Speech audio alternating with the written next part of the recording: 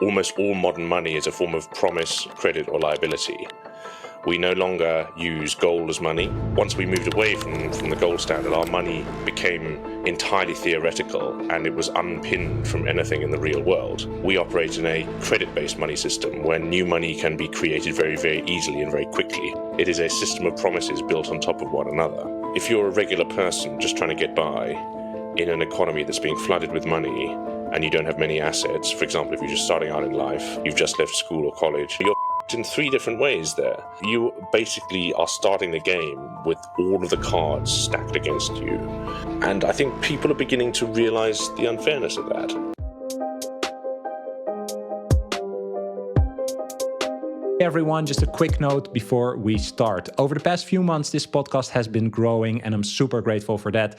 Over 50,000 of you regularly tune in, but I've also seen that over 65% of you still haven't subscribed yet. So if you enjoy what I'm doing, if you enjoy the content and the conversations, please take 1 second to hit subscribe on YouTube or follow me on your favorite podcasting app. This small click actually makes a huge difference and helps fuel the algorithm so we can reach more people and educate them on Bitcoin. I appreciate your support. Thank you for watching. Keep the comments going. Now let's dive into this episode. All right, Freddie New, welcome to Bitcoin for Millennials.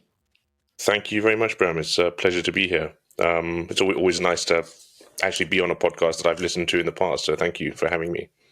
That's awesome to hear. Like, I have no clue where this travels, so it's always nice to hear when someone discovered it and found it. So thanks for sharing. I think it's really interesting what you're doing. So I think we'll have a fun conversation. And I was thinking maybe to start like a bigger topic that I'm currently focusing on when I'm explaining Bitcoin to people is explaining the debt-based monetary system. Just that already is a term that I never knew about until, I don't know, 4 or 5 years ago or something.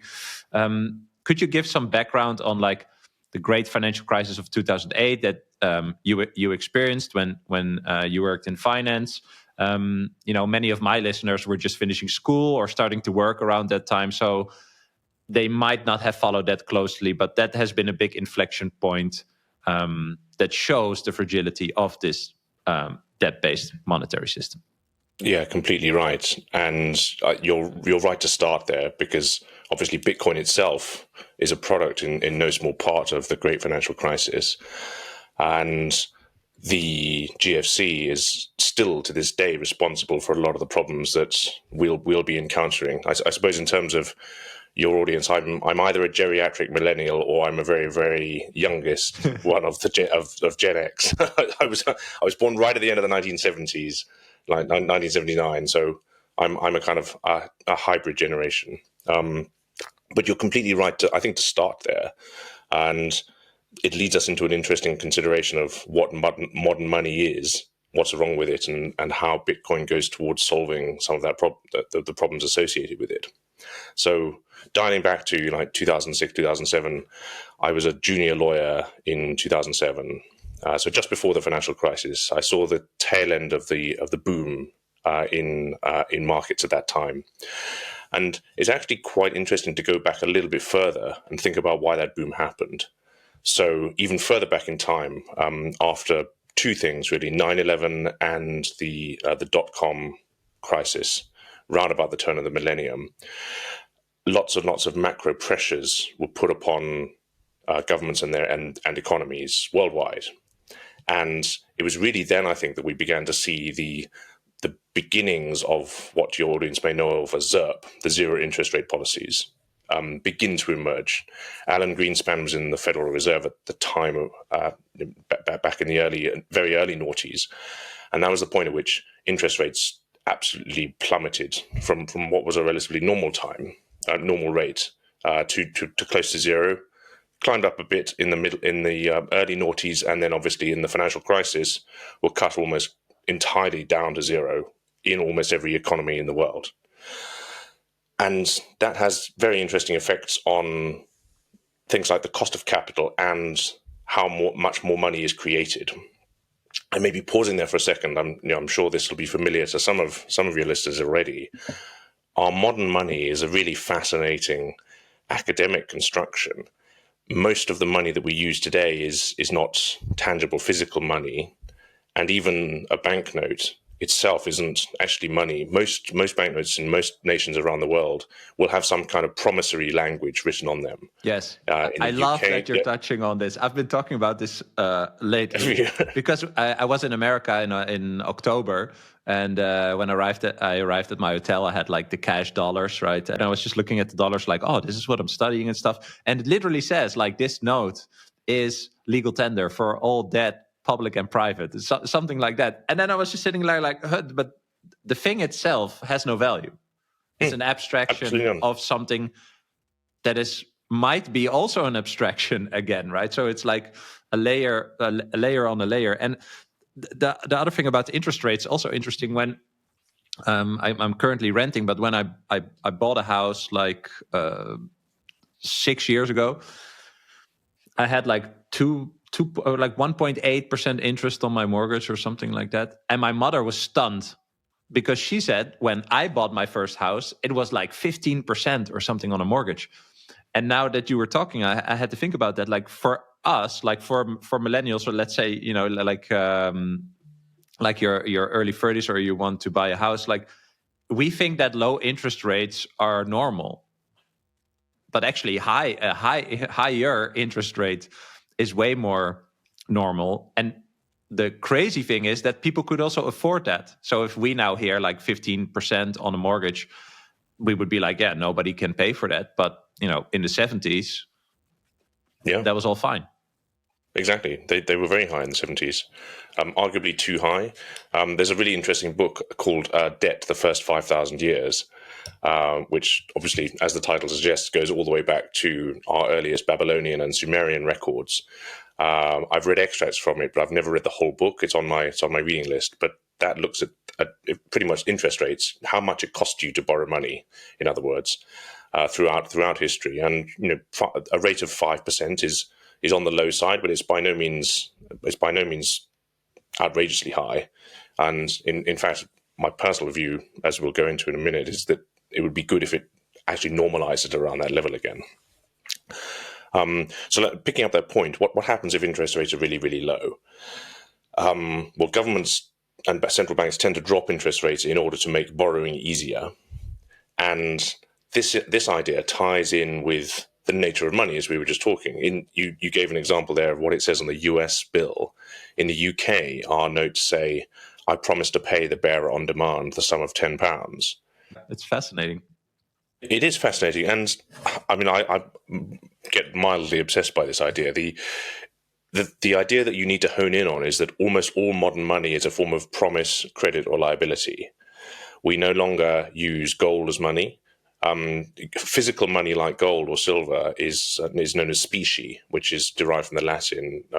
It is the thing itself. It is a kind of thing, which is used in commerce or as money. But once we moved away from the gold standard, our money became entirely theoretical, and it was unpinned from anything in the real world. And as such, we operate in a credit-based money system where new money can be created very, very easily and very quickly. Yeah, that's the Latin translation of fiat, by the way. Yes, let it be done. Let it be. Yeah, exactly. Let there be money. Yeah. Well, I mean, I'm a classicist by training, so I love that you bring up the Latin, because credit is also a Latin word. Credit? And credit is as well, and that's derived from the verb to believe. So, do you believe I'll pay you back? Yeah. But that's a very good point.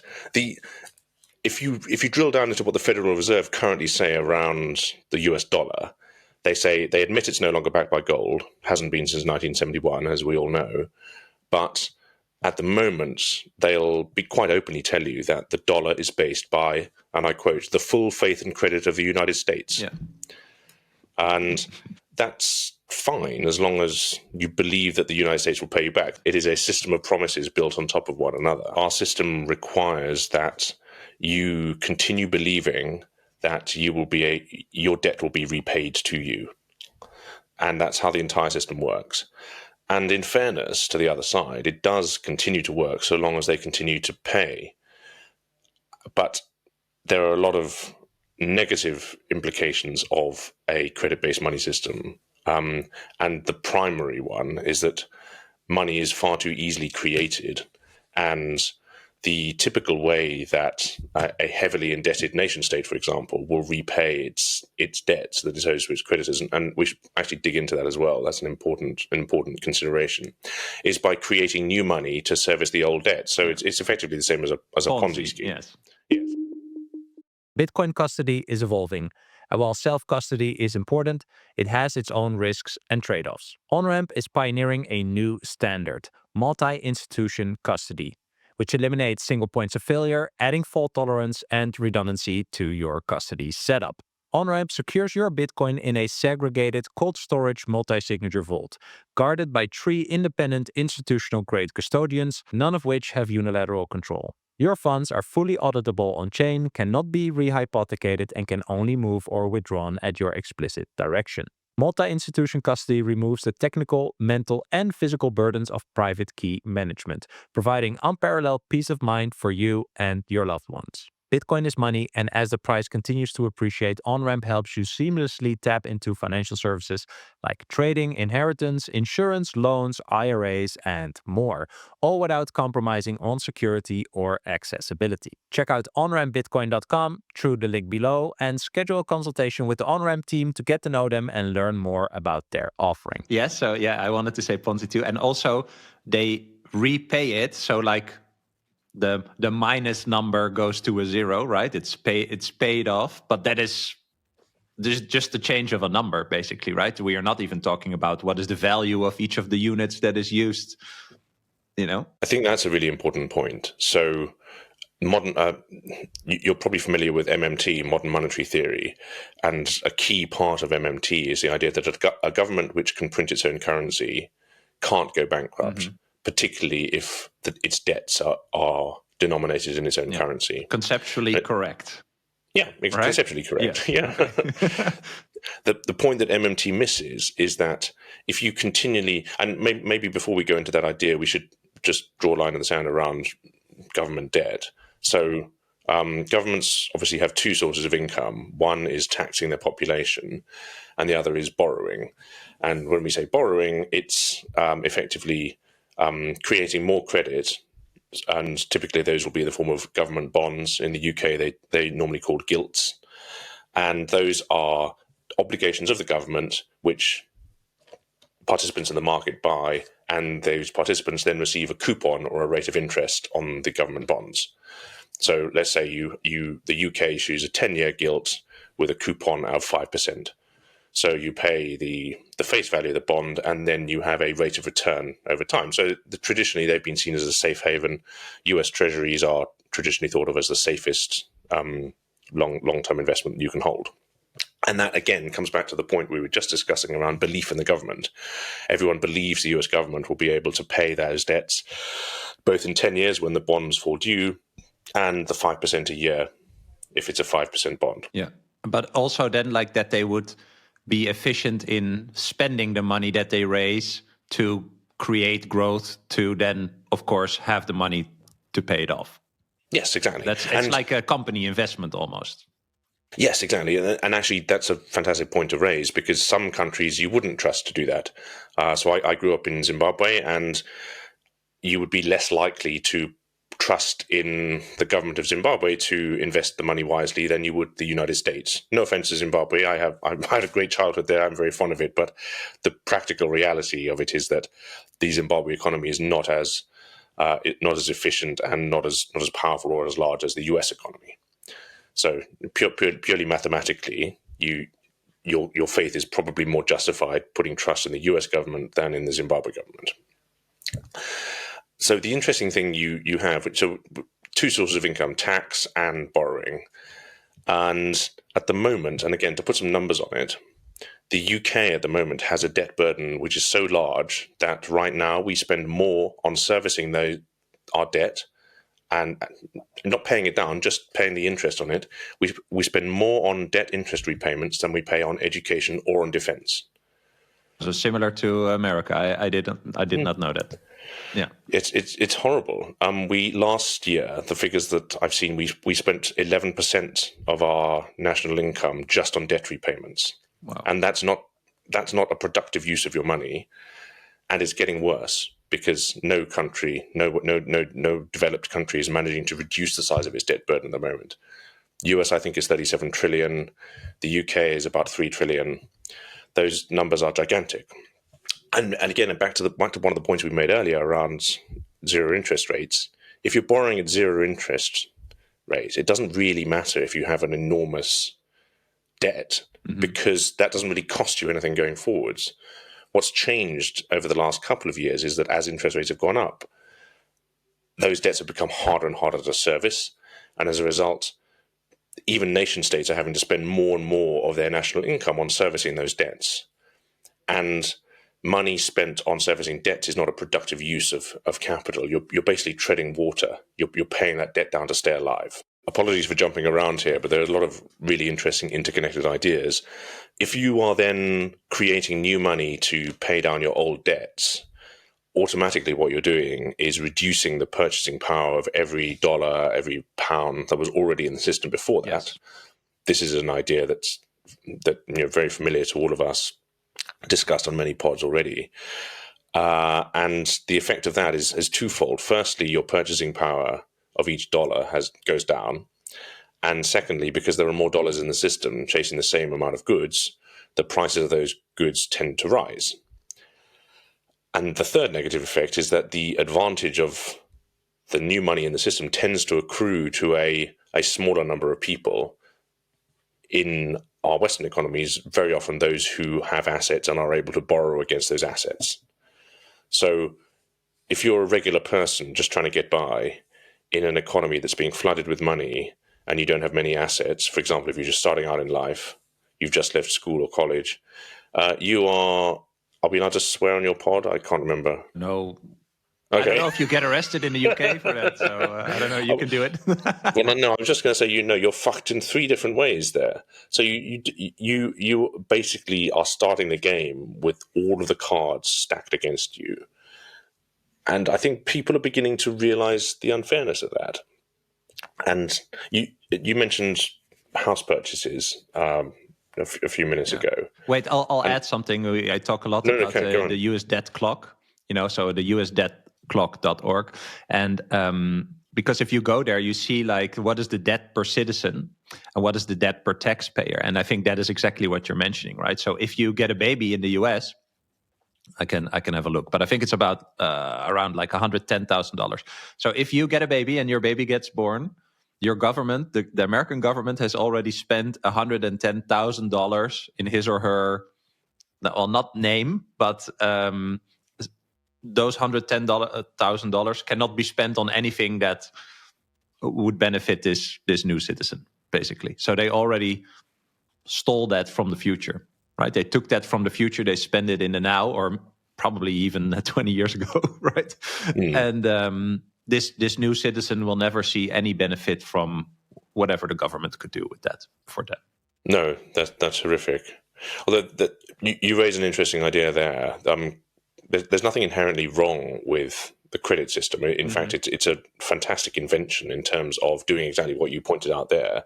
It's a means of, for example, in a productive business, Yanis Varoufakis writes about this in terms. Let's say you want to start up a bicycle making business, but you pull, let's say, 5 years worth of profit from the future. Yes. You spend it today to build your business. Yes. And then over time, you manage to grow the business to a point where you can pay down that debt. Yes. In 5 years' time, there's more capital in the system because productive activity has taken place. And that's great. But like most things, once you take it to excess, that debt becomes impossible to service. And like you said there, that kid is born with $110,000 of future productive capacity that it may never be able to repay. Taking on a debt, or taking out the loan has a function. So again, that conceptually is all working, right? But the thing we use to do that is that thing is broken. That money that we borrow is broken, because in 5 years you will be able to buy less with the money that you borrowed, because there's constantly new money being created. And I think that is exactly what people need to understand, because what emanates from that is basically an incentive to not have the long-term outlook. Not because you don't want to, but kind of because you're forced to, because the units of money that you're using, they lose value all the time. So you're forced to spend it, which some Keynesian economics would say is a good thing. But when you're forced to spend it, you become less conscious as to what you spend it on. And I think that's what we're seeing in like the quality of products and services and stuff like that. And because the money is kind of fleeting slowly, right? But measurably and palpably, I think as well. Yeah, the incentive to have that long-term outlook, to do it to the best of your ability, also kind of erodes. Not in a malicious way, but more like in an organic way, where that's kind of like disincentivized. It's very true.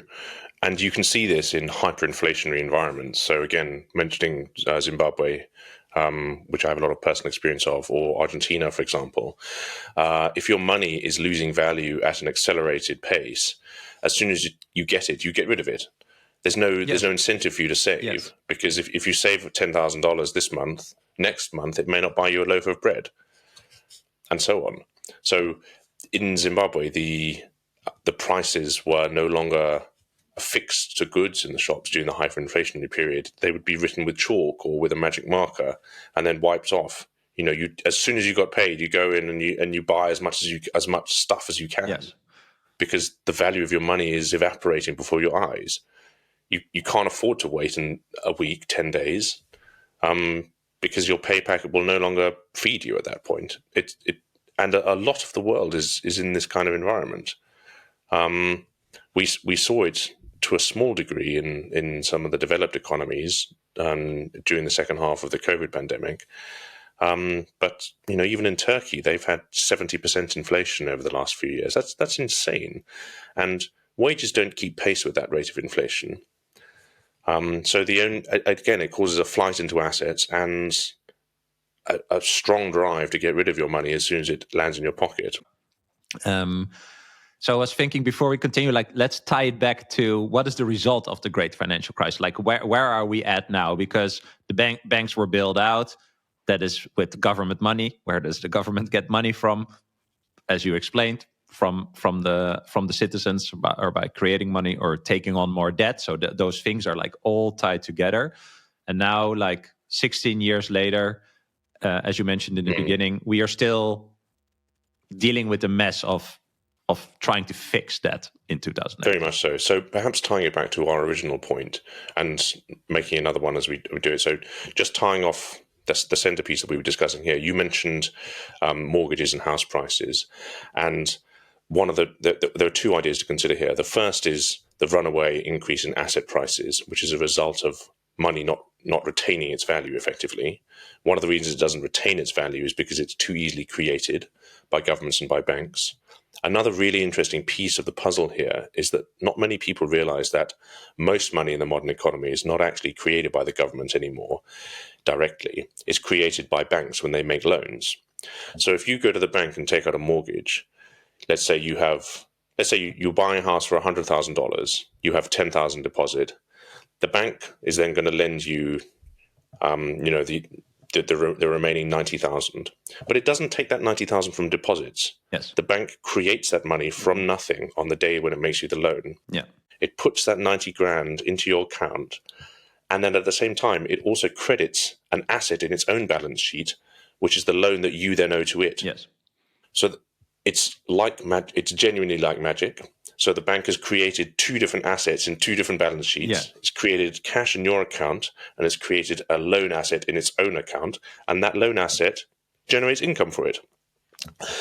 So if people take away just one idea, that would be the one that I would recommend that they take. Mm-hmm. Understand how banks create money by making loans. And if interest rates are low, this is how it all ties together. If interest rates are low, it's easier for people to take out those loans, and it's easier for more and more money to enter the system. Because the risk is generally lower then, right? Yes, exactly. So the result of that is that the purchasing power of each dollar in the system reduces, the price of houses increases at an accelerated rate. Yeah.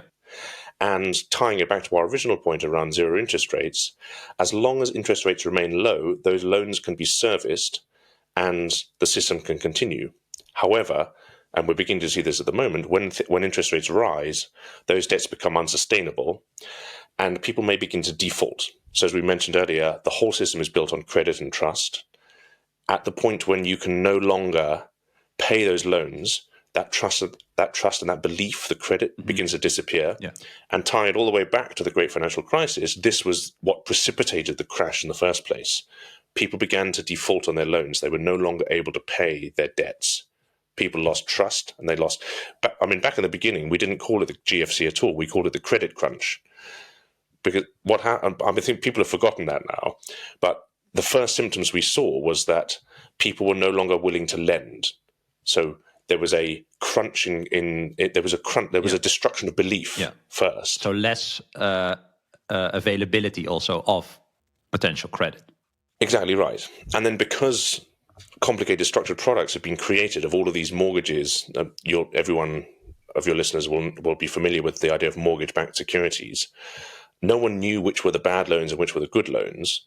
No one knew where the value was anymore. And so it was effectively a gigantic, colossal crunch in the belief in the entire system, which, as you rightly pointed out, is the only thing that's holding it up. And this should be the biggest red alert moment. Yes, I would think, right? Just that last sentence should like turn on an alarm in your head, I would say.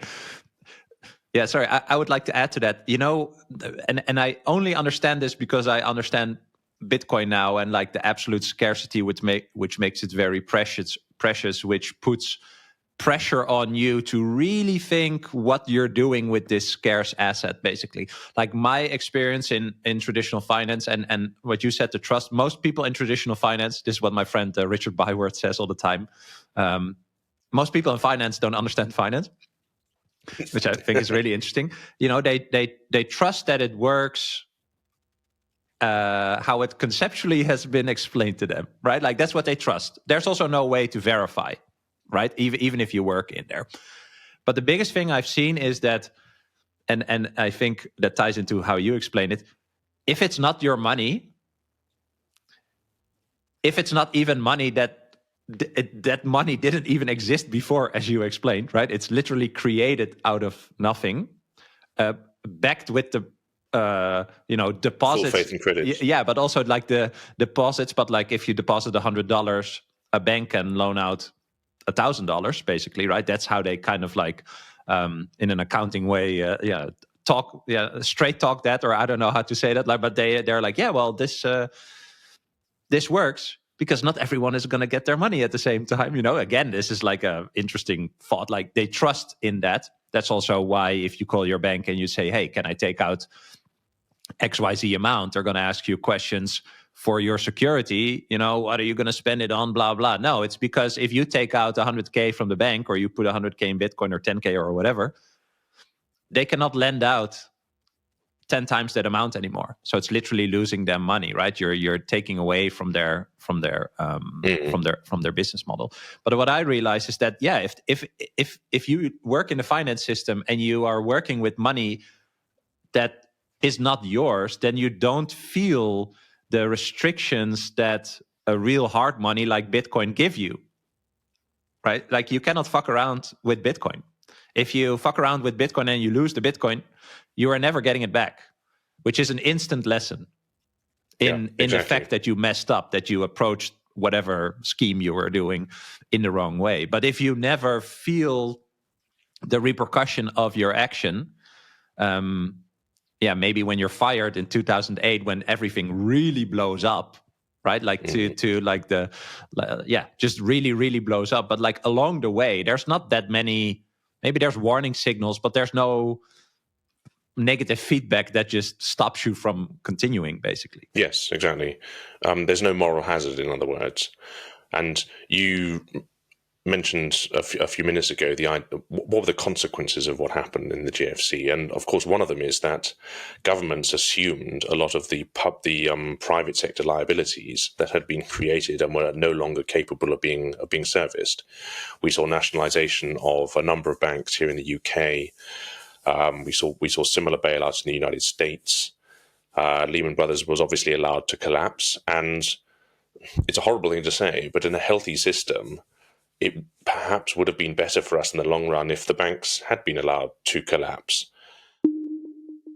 If you have your Bitcoin in self-custody, where are you keeping your Bitcoin seed words? For me, there's only one way, and it's backing up my seed phrase with stamp seed. It's a single durable plate without any parts or materials. Stamp your words into solid titanium, which is fire-resistant, water-resistant, and built to last. Unlike etching or engraving, stamp seed's patented tools help you to deeply stamp every letter for permanent readability, making it easy for you to protect your generational wealth. Don't risk losing your seed phrase on paper. Get a stamp seed plate for unmatched protection. You can use code BRAM, that's BRAM, for 15% off at stampseed.com. The enormous problem we've seen in the 15 or so years since the financial crisis is that none of those problems were fixed. The bad debts have been taken onto government balance sheets. So the liabilities, the credits that we've been talking about, haven't been repaid. They've been largely assumed by governments, and fundamentally that means they've been largely assumed by the public, Exactly. by you and me, Yeah. because governments get most of their income from tax. Neil Kashkari at the Fed, there is an infinite amount of money at the Federal Reserve, and he's right. There is an infinite. But why do you amount pay of money. taxes? I love that question. Yeah. Yes, exactly. Yeah. But and then sort of moving away. So everything we said so far has been more around the credit theory of money. That money is a liability. Your banknote you talked about in the US. That's a promise the United States government is making to you. The fascinating thing about Bitcoin is that Bitcoin is not a promise made by anybody. It is not a liability money. It's not a credit-based money system at all. It's a unique hybrid kind of money, which is, I think, why it's one of the reasons why it's so difficult for people in traditional finance to understand, because Bitcoin is both a commodity-based money, like gold used to be, but it's a commodity-based money that can travel at the speed of light. Yeah. And we have never seen that. Yes. Supply as well. Yeah. Yes, exactly. So the supply cannot be changed. It's a non-liability based money. It's not anyone's promise. It is specie, as we were talking about before, but I can send it to someone on the other side of the world, and 6 minutes later, it should be in a block. That's the paradigm shift, I'd say. Right. It is. It's the more you think about it, the more mind blown you get, and I mean, you can spend half your life thinking about it, and now there are far cleverer people than me who have done and are still amazed by it. Yes. Well, it's. I think this is a nice transition into why Bitcoin, but also why it's so hard, right? Because all the things you said about Bitcoin are 100% verifiable, right? So when you kind of like propose Bitcoin as a money and you say these things, I think for many people, especially people in traditional finance or, that have spent the majority of their lives in certain places in the fiat money system, the fact that there is this new thing that is radically transparent is so confrontational to the ego or their own perceptions of money and all these things, because none of these things that you mentioned that are 100% verifiable in Bitcoin are 100% verifiable in the fiat money system for any individual, right? So in Bitcoin, any individual can 100% verify what you said about Bitcoin. In the fiat money system, that is not the case. So just that little thing, in my mind, shows that Bitcoin is a superior money. But I mean, it took me a while to get there, of course. But if you're so entrenched and spending your time and energy in this fiat money system, that's such a big pill, dude. Like that. Yeah. I think that's what keeps. Just that already, I think, is just that triggers the whole cognitive dissonance and makes people talk emotionally and say Ponzi and this and that. I mean, last week we saw the head of the Central Bank of South Africa, I think, at the WEF, and he says like, "Yeah, Bitcoin is nothing. Why shouldn't we have a strategic beef reserve, etc." And when I see that, I'm just thinking like, I'm not the head of a central bank, but I know more about this than you. Like, whoa, It's like quite shocking. worrying, isn't it? I think it's shocking. Yeah, but no, but I don't think that people should feel particularly bad about their own intelligence, because like you say, there are a lot of people who are not heads of central banks who will actually understand these concepts much better than the people who are heads of central banks. Also, on your head of the South African Central Bank, I really wanted Brian Armstrong on stage with him to point out that the United States already does have a strategic reserve of cheese. So his example of a strategic beef reserve is not that crazy. There's something like 14 million pounds of cheese under a mountain somewhere in the United States, which is the strategic cheese reserve of the US. Go look it up. Wow. Okay. And why does that exist? It's to do with supply chain and continuity of supply, I believe. But it's a fascinating little piece of trivia. So if anyone ever makes the beef argument again, hit them with the cheese argument. Yeah. Well, it's not a bad exists. idea. Strategic beef reserve is not a bad idea. But the funny thing is that it's not the diss that he's trying to, like, he doesn't even understand what he's saying. That's more the point, right? Like, he's trying to, make fun of the idea of a strategic Bitcoin reserve by having what he thinks is a stupid example. But it actually shows his lack of understanding of what he's actually talking about. That completely does. Yeah. And I find this particularly frustrating. A lot of my work in Bitcoin is trying to reach people like him. So we obviously do advocacy in the UK for good policy and for a greater understanding of Bitcoin in the traditional financial system and among regulators and governments. And the lack of understanding is quite astonishing. A lot of people won't know that the supply of Bitcoin is hard capped, for example. They don't understand how mining works. They don't understand the importance of proof of work. They seem to think that if you can, perhaps a good analogy is they seem to regard Bitcoin more like a tech company than a discovery in some ways. Yes. So if you think of Bitcoin like fire, you can obviously make any number of different applications for fire, but the thing itself can't essentially be copied. Yeah.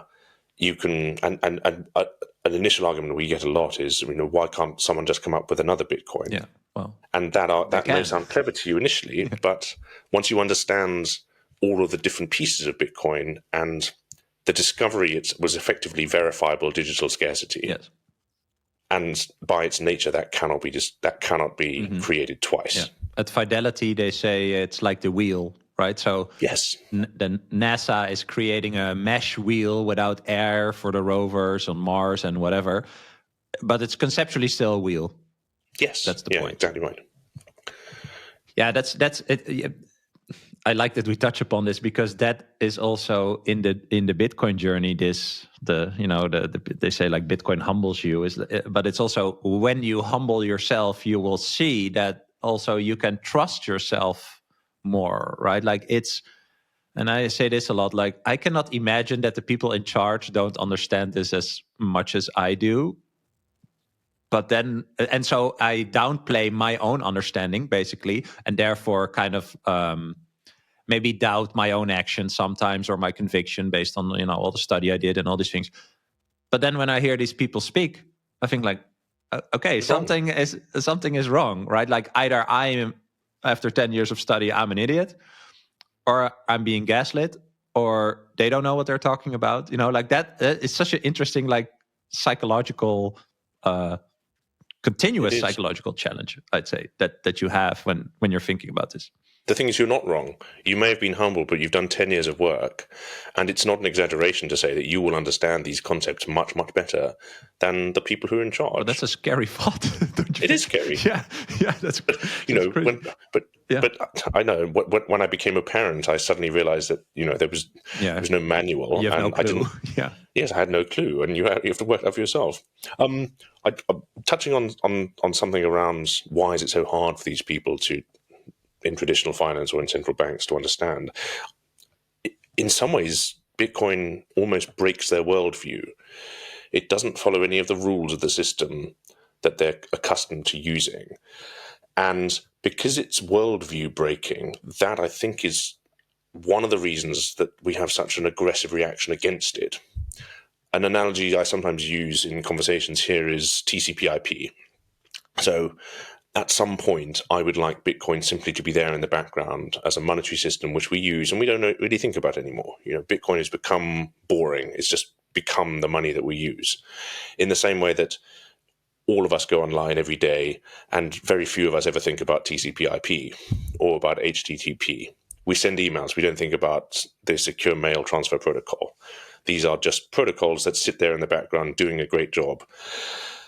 And I spoke in Parliament last year about Bitcoin to the all-party parliamentary group on cryptocurrency, and I used this analogy of TCP/IP, and then the MP who was the chairperson responded and said, "I'd never heard of TCP/IP before."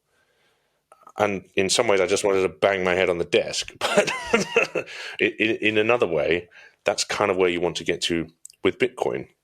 Once it becomes boring, it's no longer worldview breaking. It becomes part of the furniture. Have you ever come across a great article written in Citadel 21 by Croesus, BTC? Why the yuppie elite dismiss? Yes. Yeah, 100%. That for anyone, Google why the yuppie elite dismiss Bitcoin.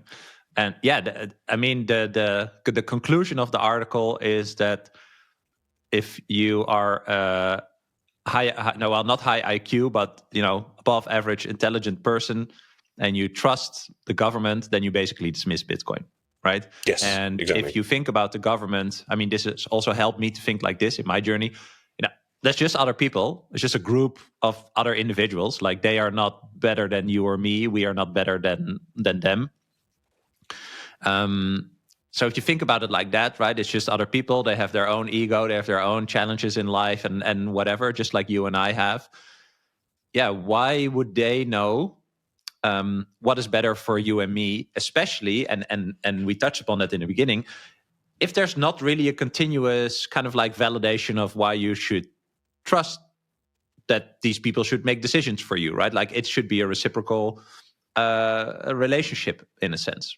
That was a great summary of it. It's interesting how that also loops back to what we were talking about at the beginning around credit and trust and belief in the money. So you're completely right. Right at the end, there's the quadrant where if you have high intelligence and high trust in the system, you probably work in finance or in the government, and you also dismiss Bitcoin. Yeah. But your point's completely right. Once you deposit money in a bank, that's not. Well, it's not money. It's not yours, and it's not in a bank. It's not there. It becomes it's an interesting legal position, because once you've deposited the money, what you have is a claim against the bank in an amount of value equal to what you put in. Yes. So, the complexity that we've created in the credit-based system is just extraordinary. Yeah. And Lynn Alden talks about this at length in her book Broken Money, which I'd highly recommend your listeners dig into. She says a lot of these problems arose as a result of telecommunications.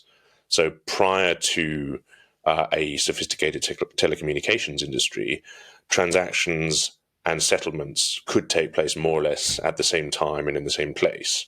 In other words, if I was buying something from you with gold or with paper certificates, so the problems that Bitcoin solved wouldn't really have been as big then. But now, if once the telegraph comes in, I can transact across the Atlantic in real time, but it takes 5 days for a boat to cross the Atlantic for physical settlement to take place. Yeah. And so that was when the gold-based money system really began to start creaking. And then it got worse and worse. As your listeners will know, various periods in history, governments tended to come off the gold standard, largely to have the ability to create a lot more money to fund wars, such as particularly the First World War. This final settlement is also something that I learned along the way. The final settlement is, when I send money from my banking app to your banking app, if we're in the same country. Well, no, this is a good one. I use my Wise app, where I have a virtual UK bank account, by the way, that I can just put money on and the numbers change. It's also just very interesting to think about. Anyway, I send it to you, right? And the numbers go down in my app, and on your UK bank account, the number goes up, right? But that does not mean that the value that those numbers represent is actually like in your bank, in the account, in the vault, however you want to visualize it for yourself, right? banks do that like every month or every quarter or every year sometimes if it's like cross-border stuff.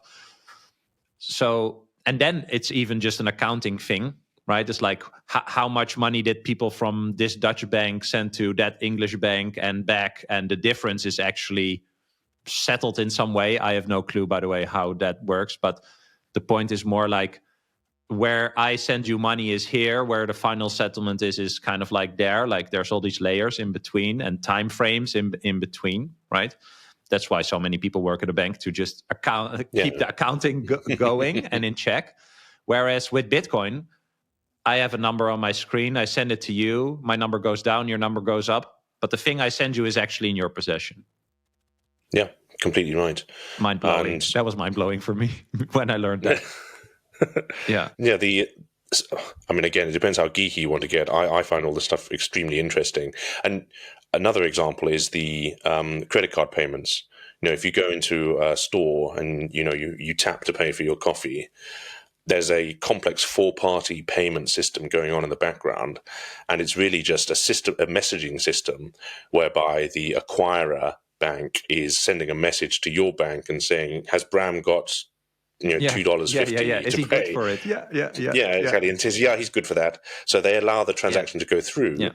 But all you've created there is a system of intertwined liability obligations, which they promise to pay at some point in the future. It's back to our first point. But a credit card is a promise card. Yes, exactly. And again, another just way to think about it. Okay, so you get a coffee. Or no, let's say you buy a roasted chicken. The chicken was alive before. The chicken was staying somewhere. The chicken got food. The food was created and all these things. And now this roasted chicken, after it was roasted and real energy was consumed and all these things, it's laying in the display, okay? And you come in and you say, okay, I want the roasted chicken. When you pay with your credit card, it's actually fascinating. You get something that is tangible, where energy was put in and work was put in and that you can eat from and get energy in your body. And you pay for it with nothing.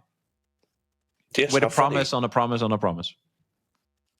I'd never thought of it like that. That's a really interesting idea. I don't. That's so crazy, don't you think?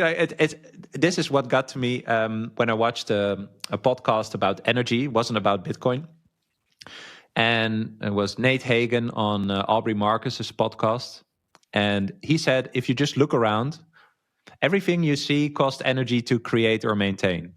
So even the books behind you, the paper came from a tree and the tree got sunlight and all these things. So it's all condensed energy. How we are talking is all condensed information in a little, fiber cable and like. So anything you see costs energy to create or maintain. Thinking is energy. Just everything is energy. And if you think about the value exchange that we could have, I propose something that cost me, time and energy. And you pay me 1,000 units of whatever the currency is that we use, that you spend your time and energy to earn, right? And the money is an abstraction of what that represented, what you agreed upon previously before you got it as a reward. In our conversation, I say, hey, I have something. Do you want to pay 1,000, euro units? And you say yes. Okay, we shake hands. That is super equal. But then the thing we use to represent that exchange, as we talked about, is influenced by other people. The value of that thing is influenced by other people. And that's why people say, fiat money steals your time and energy. That's this. Because we think we exchange freely, but the thing we use for it is flawed. Like that debases over time, as you said. Like that would be worth the most right now, and that's why you want to spend it on something else.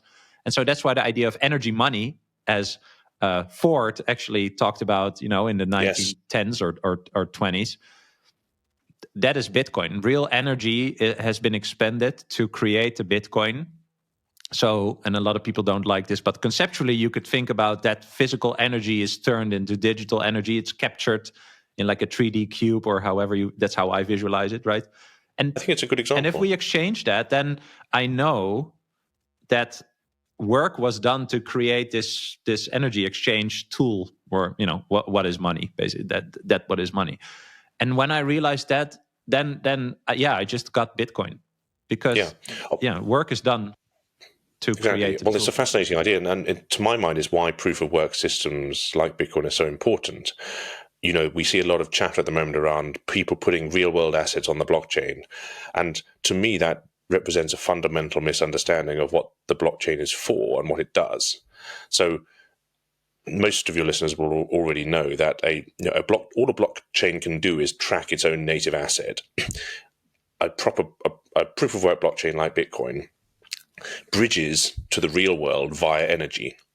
So all it does is tell you what the truth is every 10 minutes. Yes. And by definition, the Bitcoin blockchain cannot be wrong because it's entirely self-referential and it has no reference to any item in the outside world. Yes. As soon as you need to have a reference to the outside world, you introduce instability into the system, and you also introduce the ability for the outside world to fraudulently game or manipulate the blockchain, which is what a proof of stake blockchain will do. Yeah, it's also because the things you put on the ledger could have different different homes are different units, and each Bitcoin is one Bitcoin, right? They are always the same things. And the evidence that the Bitcoin blockchain is true is the fact that energy has been expended in adding a new block to the previous list of transactions. The ledger has been updated. The only way the ledger can be updated is by the expenditure of energy, and therefore this new block is true because it's satisfied the protocol rules, and the fact that it exists is evidence of the expenditure of energy. It's an extraordinary system. It's again, as we touched on before, it's unlike any other system that we have seen before, and this is one of the reasons that it breaks the worldview of people who are so inured to the existing financial system. And so we really, in some respects, we have sort of two problems here. One is that the existing system is extraordinarily weird and highly complex, and the second problem is that very few people understand it because we're not taught this stuff. I was not taught this in school. I learned this in the real world and afterwards, and I suspect you weren't taught this in school either. No. And well, you worked in the City of London as a banker, no? Lawyer. But in financial services. So we raised capital for companies. We bought and sold companies. During the financial crisis, I worked on a lot of distressed businesses. So I saw how badly things can go wrong when credit in the system, belief in the system disappears. Yeah. If you look back on that, do you think you understood what money was when you worked there? No, absolutely not. I think what it did, it was a great experience to have. It was very painful and very scary and very tiring, but it gave me a lot of curiosity about the system. And in fact, maybe tying everything together, the reason I first got interested in Bitcoin was during the 2013 Cypriot banking crisis, which, if your listeners aren't familiar with it, it was effectively a bail-in in Cyprus. I started researching credit union and money union collapses because there was a fear that Cyprus might drop out of the euro, and Greece might drop out of the euro as well. And so we were looking back at the history of money, what happened when the Austro-Hungarian Empire collapsed, and how did they differentiate between banknotes in different countries after that currency union collapsed.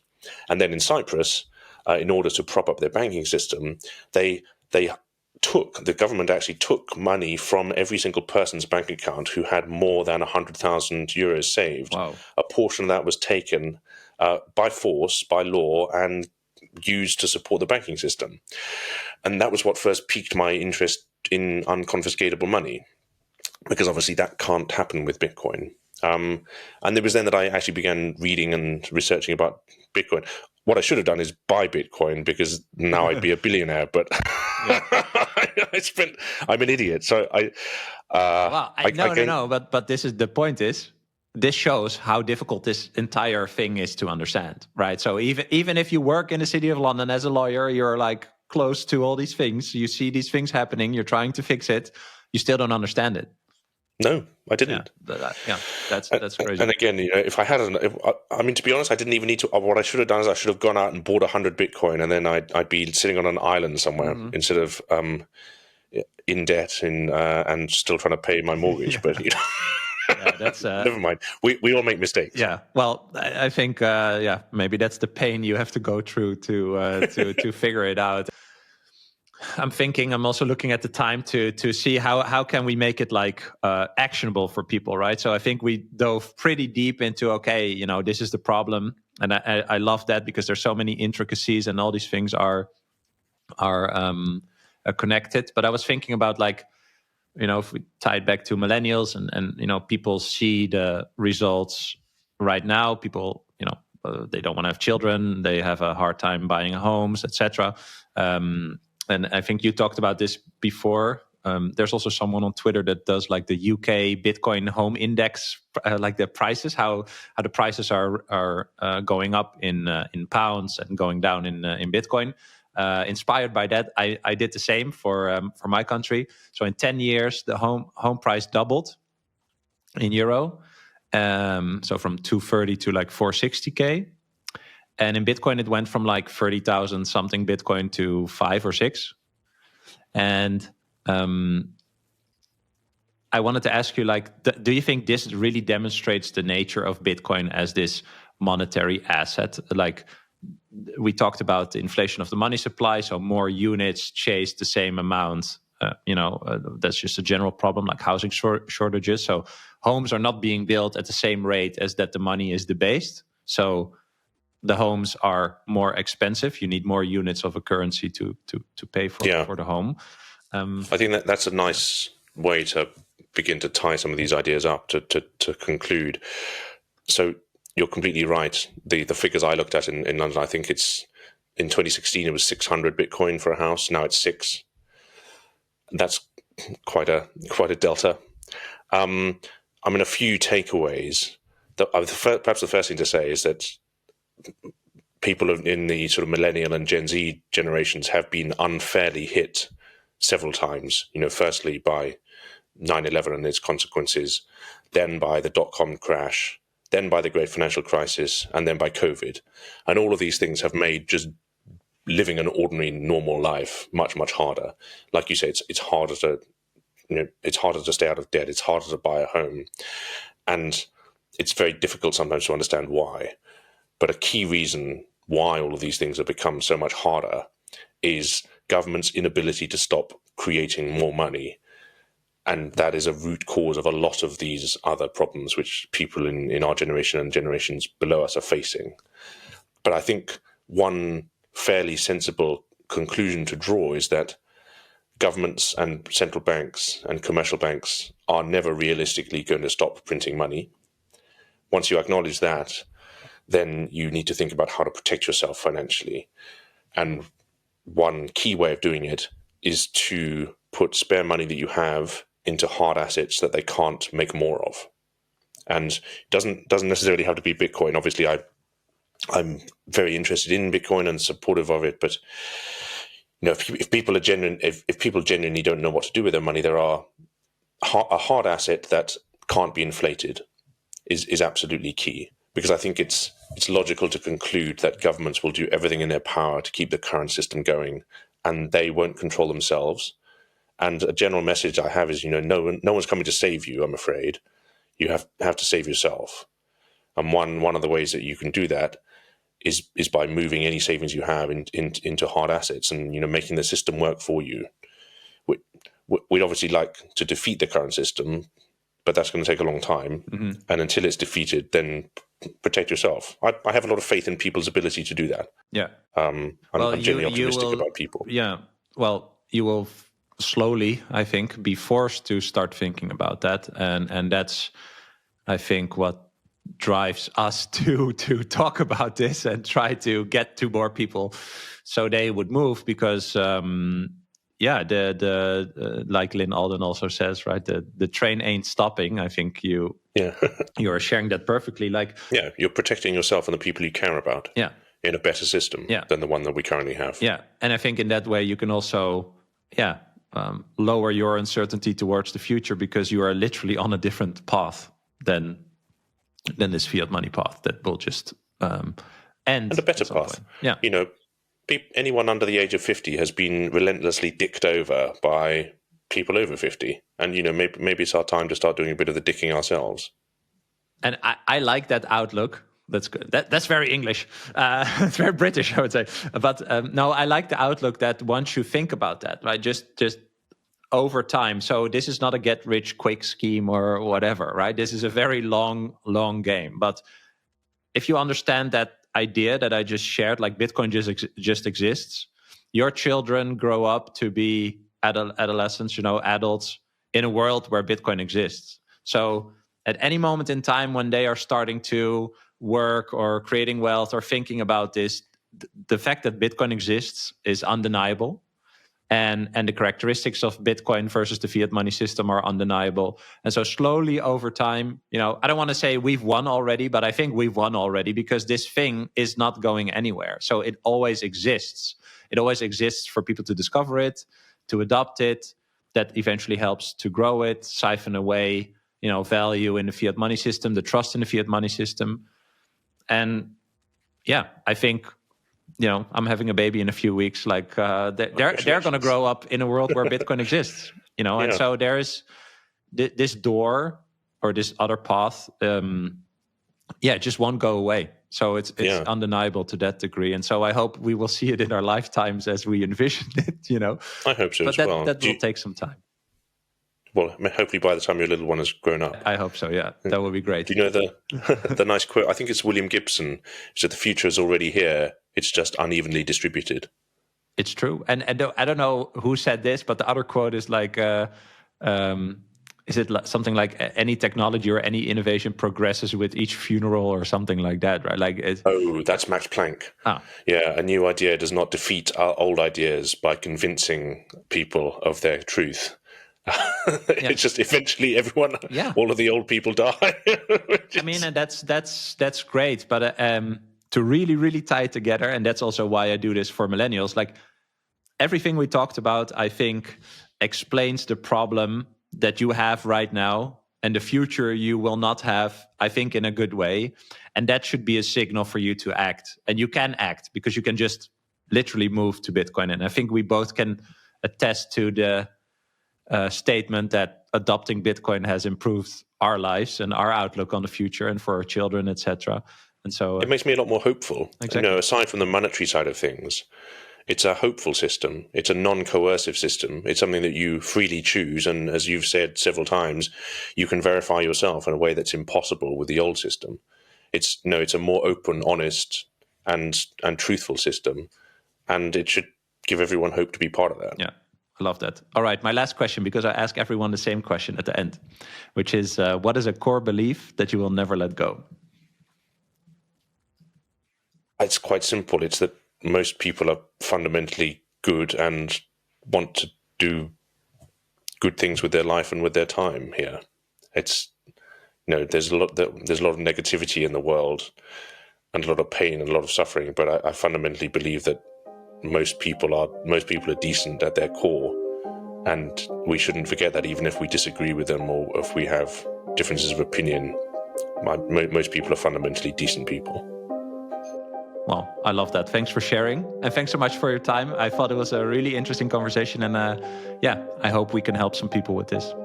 Thank you so much for having me on. I loved speaking with you. Me too. It was a great time. Likewise, man. Thank you. I hope you enjoyed this episode. If you did, you can click here to find more just like it, and click here to find all Bitcoin for Millennials podcast episodes. Also, please like this video if you want to help shine a light on the message of Bitcoin, and subscribe to my channel to stay connected. I hope to see you for our next episode. Bye.